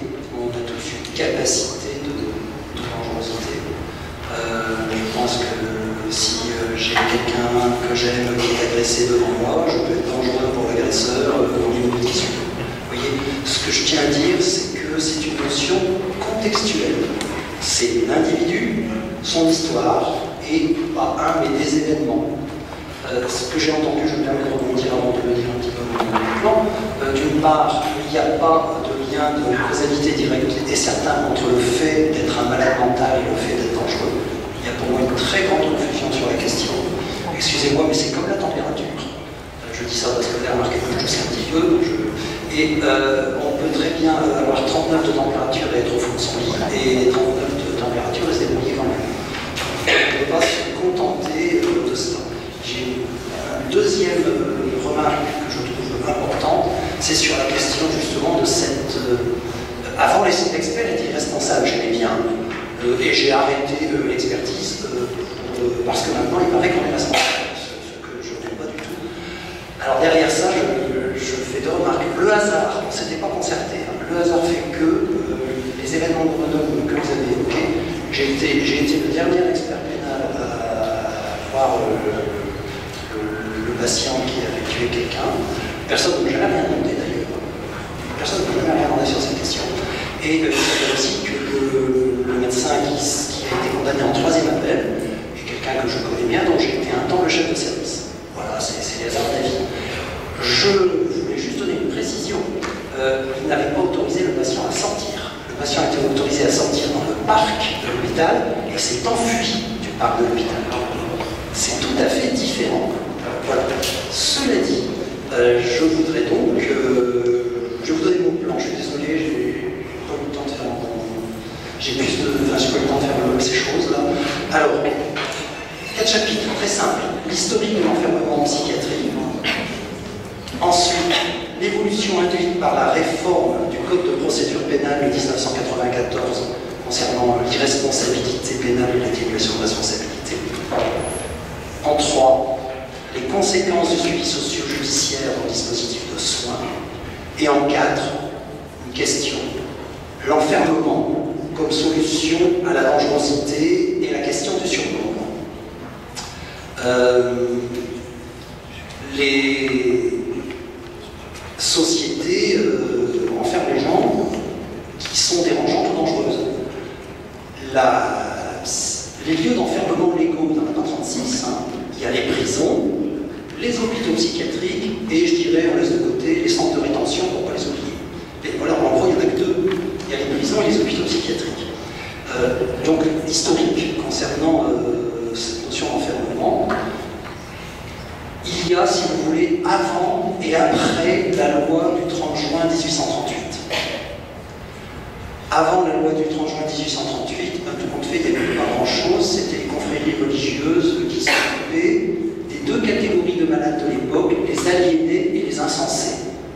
avez déjà entendu parler de ça. Alors, l'aliéné, c'est celui qui a une pathologie dont il ne sort pas. Il est fou ou ailleurs tout le temps. Ça regroupe un tas de choses. Le dément, le déficient, le psychotique chronique, le sourd. Et l'insensé, c'est celui qui, pendant un moment, a des comportements hors du sens commun, mais est capable ensuite de revenir dans la communauté. Donc, d'un côté, si vous voulez, c'est la maladie chronique, c'est l'aliéné, et de l'autre côté, c'est une maladie plus aiguë, ou susceptible de guérison, c'est l'insensé. En fait, c'est l'ordre hospitalier de Saint-Jean-de-Dieu qui date du XVIe siècle et qui avait essaimé dans toute l'Europe pour des centres hospitaliers. Et en France, avant la Révolution française, il y en avait une quarantaine, dont un certain nombre avaient aussi une annexe réservée aux insensés, notamment Château-Thierry. Et j'en parle parce que Château-Thierry est, je crois, le dernier établissement pénitentiaire géré par le ministère de la Justice. Donc c'est très intéressant. À part ça, il n'y avait pas grand-chose. Et il y avait les dépôts de mendicité. Les dépôts de mendicité, la législation date de la fin du XVIIIe. Ça existait pas mal au début du XIXe. En fait, on se méfiait beaucoup de la mendicité. C'était une organisation administrativement qui était pénitentiaire. Mais c'était une espèce de fourre-tout. Les SDF de l'époque, si vous voulez. On se méfiait beaucoup des mendiants, des gens en errance, des gens qui n'avaient pas de domicile, des fous qui divaguaient, parce qu'il y avait les contaminations, les maladies, enfin tout ce qu'on veut, et les personnes étaient mises là. Il y a eu évidemment, avant la loi du 30 juin 1838, la référence historique pour la psychiatrie, 1992, à la Révolution française, qui avait donc balayé tous ces ordres hospitaliers qui s'occupaient un peu des aliénés, des insensés. Pinel, le docteur Philippe Pinel, libère les aliénés de leur chaîne. En fait, les hommes en 1792 et les femmes en 1794. Un problème à la fois, n'est-ce pas? Donc, voilà ce qui, avec le début de ce qu'on appelle le traitement moral de la folie. Alors, le moment fondateur des soins psychiatriques en France, c'est la loi du 30 juin 1838, qui était, on pourrait dire, après les dépôts de mendicité qui étaient dans une grande confusion, la première loi générale pour l'ensemble du territoire, qui disposait qu'il y avait au moins un asile d'aliénés par département, ce qui permettait une notion, on pourrait dire, d'accès au soin, je ne sais pas, parce qu'on regroupait les personnes à l'époque. Il n'y avait pas de soins définis, on n'avait pas une nomenclature des pathologies mentales, mais il n'empêche que ces regroupements ont permis, ça c'est la question subtile, est-ce que les murs servent à protéger les malades de la société ou à protéger la société des malades? C'est une grande question qui s'est un peu décalée vers les prisons ou ailleurs, mais c'est une question qui reste ouverte. Quoi qu'il en soit, c'est très important parce que ce regroupement a permis l'émergence de la psychiatrie et de l'école française de psychiatrie au XIXe siècle, qui était dominante avec l'école allemande, et en gros, le XIXe siècle, c'est le siècle des psychoses. C'est là où on a compris la psychose, c'est là où il y a eu des définitions cliniques assez solides concernant ça. Puis arrive le XXe siècle. Le XXe siècle, c'est deux événements majeurs. C'est Freud et la psychanalyse. Tout un mouvement qui dit deux choses très importantes. La première, c'est que les symptômes peuvent provenir de l'esprit et pas seulement de maladie du corps qu'il faut soigner. Et la deuxième chose très importante, c'est la question de la dimension traumatique de l'enfermement, avec ce qu'on appelle l'aliénation, qui a fait suite à ce qu'on appelait les asiles d'aliénés, avec les médecins aliénistes. Et la deuxième grande révolution du XXe siècle, ça a été les découvertes scientifiques. C'est entre 1950 et 1960 que toute notre panoplie thérapeutique a été découverte. Pour une fois que c'est un Français, Henri Laborie, 1952, le Largactine, le premier des narcotiques, et puis dans la foulée, un petit peu plus, les sélénithium, les premiers antidépresseurs venant des antituberculeux, le Valium, le premier anxiolytique, etc.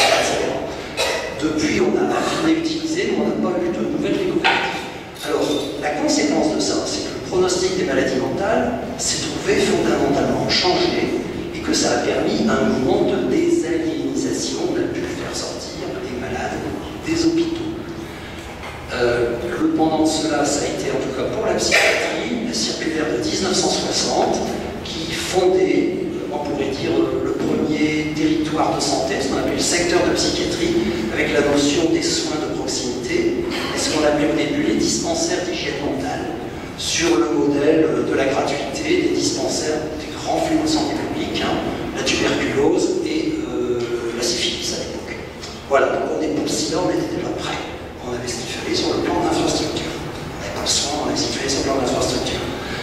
Ça, c'était les deux grandes tendances. Alors, il y a eu un grand mouvement de désaliénisation qui s'est inscrit aussi après la loi de 1838 qui a tenu 150 ans.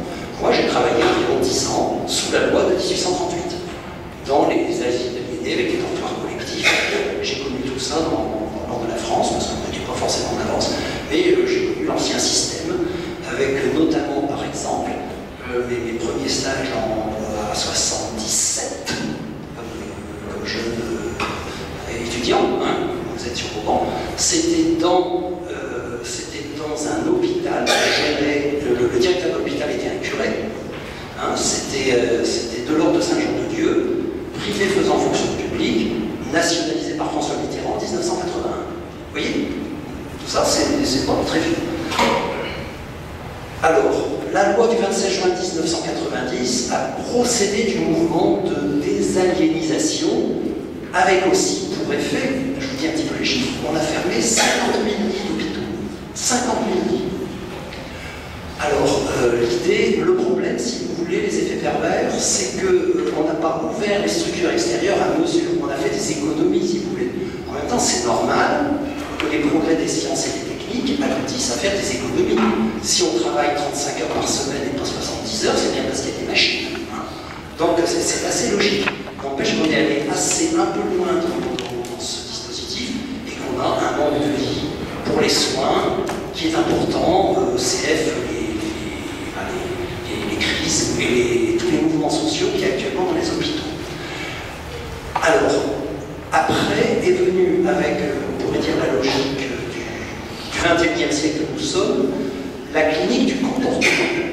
Avec la clinique du comportement, on a aussi cette nouvelle loi, la loi du 5 juillet 2011. Donc, moi, je me tarde d'avoir travaillé sous 3 siècles de législature. C'est assez intéressant parce que ça dit l'esprit dans lequel les personnes sont ressenties par un contexte social. Et ce que je veux dire aussi, c'est qu'il y a un parallèle très important entre l'enfermement psychiatrique et l'enfermement dans les prisons. Ce sont des lois qui se complètent, se répondent, s'interpellent. Il y a un problème, j'ai entendu tout à l'heure, c'est que attendre de l'expert, du médecin expert, moi je veux dire pourquoi je suis plus expert. Parce que je ne suis pas d'accord, je ne suis plus d'accord avec les missions qu'on nous assigne. Attendre du médecin expert qu'il ait une prédictibilité du comportement humain, quand les choses sont assez carrées, la réponse est oui. Quand le risque est important, quand le risque est moyen, d'accord, mais on prend les échelles actuarielles qui mettent les personnes dans des évaluations, parce que j'ai des collègues qui en expertise utilisent maintenant les échelles actuarielles, c'est intéressant, sauf qu'il y a pour moi un vice dans le raisonnement. La probabilité concerne le nombre et ne concerne pas l'individu. Quand vous avez quelqu'un qui est dans un groupe, qui est mis dans un groupe de risque faible à modéré, on va dire, donc il y a un risque faible à modéré de récidive. Oui, mais ça ne dit pas que ça arrivera pour l'individu. On retient juste la notion de risque. Et il y a le problème très compliqué des prédictions négatives qu'on fait sur les gens. Quand vous avez des enfants dans des familles ou dans des écoles à qui on dit t'es pas bon en maths, t'es nul, t'y arriveras jamais, croyez-moi, vous allez construire son avenir tout autant que lui-même à partir de ses capacités internes. C'est très important ça. Donc moi je ne suis pas d'accord avec ça. Et je ne suis pas d'accord avec cette notion de prédictibilité. Vous prenez un cardiologue qui fait un boulot assez simple maintenant, parce qu'on a bientôt des cœurs en plastique. Donc vous voyez, c'est une pompe avec une pression et les tuyaux s'entartrent ou ne s'entartrent pas. Excusez-moi, il y en a pas, j'en profite. C'est un plomberie évolué. Vous avez un patient de ce cardiologue qui il va faire un infarctus, pas trop grave, il va arrêter de fumer. Jamais le cardiologue ne marquera sur un papier que son patient ne fera pas d'autres infarctus, et ceci pour donner à la compagnie d'assurance. Jamais. Or, c'est une science beaucoup plus exacte que la nôtre. Nous, notre discipline, c'est la moins scientifique des disciplines parmi les disciplines médicales. Et on nous demande de la prédiction. Moi, je ne suis pas d'accord, donc j'ai arrêté les expertises. Voilà. 5 minutes. Donc, fin du premier chapitre. Hein, et je voudrais juste articuler quelques réflexions sur les 2 chapitres suivants. L'évolution induite par la réforme du Code de procédure pénale de 1994. Je vous avais dit que Pinel avait libéré les aliénés de l'Unchaine en 1792. Eh bien, la réforme du Code de procédure pénale de 1994, 2 siècles après, a remis l'Unchaine aux aliénés, puisqu'on est passé de l'irresponsabilité pénale à l'atténuation de responsabilité. Donc, les malades mentaux qui commettent des actes en étant délirants, mais pas complètement malades, en ayant eu un coup, complètement maniaques, mais en ayant fumé, parce qu'ils ont fumé, parce qu'ils ont eu un coup, parce qu'ils sont fous, mais pas trop, ils vont en prison. Donc ce mouvement il est très important depuis 2000, et on voit une augmentation de la proportion de malades mentaux en prison. Ça, c'est quand même une évolution de la réforme du Code de procédure pénale de 1994. Ensuite, sur la question des conséquences du suivi socio-judiciaire dans le dispositif de soins. Moi, je dirais que trop d'impôts tue l'impôt. À partir du moment où vous avez trop d'impôts tue l'impôt. Si vous demandez trop de choses à un système, il ne peut plus produire. Et on a quand même, soit les médecins en France qui sont, qui sont pas dans la modernité, c'est-à-dire que nous, on passe notre temps à faire la part des choses entre la dangerosité criminologique et la dangerosité psychiatrique. Sur la question de la conscience et de la volonté. On dit que si la personne ne dispose pas de sa conscience et de sa volonté, bah, la punition n'a pas beaucoup de sens. Mais il y a toujours un peu de conscience qui traîne et un peu de volonté qui traîne aussi. Quoi qu'il en soit, on a des personnes qui sortent avec des injonctions de soins, des obligations de soins, et ça vient peser sur le système sanitaire de la psychiatrie publique qui est exsangue, comme je vous l'avais dit, puisqu'on a quand même fermé 50 000 lits en 30 ans. Je ne sais pas combien de places de prison on ferme, enfin bon. Et sans dire que c'est un effet de vase communicant entre les hôpitaux et les prisons, quand même, j'ai travaillé dans les prisons entre 1994 et 1998, j'y suis revenu 20 ans après. Je vois emprisonner une population que je ne voyais pas avant. Les délirants, les déments, les déficients mentaux, les gens en phase maniaque, enfin vraiment des trucs, ils allaient direct à l'hôpital avant. C'est comme ça. Je terminerai sur la question de l'enfermement, une solution à la dangerosité et le surnombre. L'enfermement, c'est une solution que tout corps social qui veut se défendre utilise. Vous voyez que ça se distribue en gros entre la prison et l'hôpital et les centres de rétention. Actuellement, la question de l'enfermement, elle va à l'hôpital psychiatrique comme à la prison. En ce qui concerne le surnombre du côté sanitaire, ça va plutôt vers les services d'urgence. Je ne sais pas si vous voyez comme ça j'ai point de suspension actuellement autour de ça. La difficulté de la prison, c'est qu'elle doit gérer en même temps l'enfermement et le surnombre. En prison, on a 7 à 10 fois plus de suicides que dans la population générale. Alors moi j'ai une question, pour diminuer l'enfermement. On a quand même aussi un privilège, c'est qu'on a 30% à peu près des personnes incarcérées qui sont prévenues. Pourquoi est-ce qu'il faut mettre autant de personnes prévenues en prison? C'est une question que je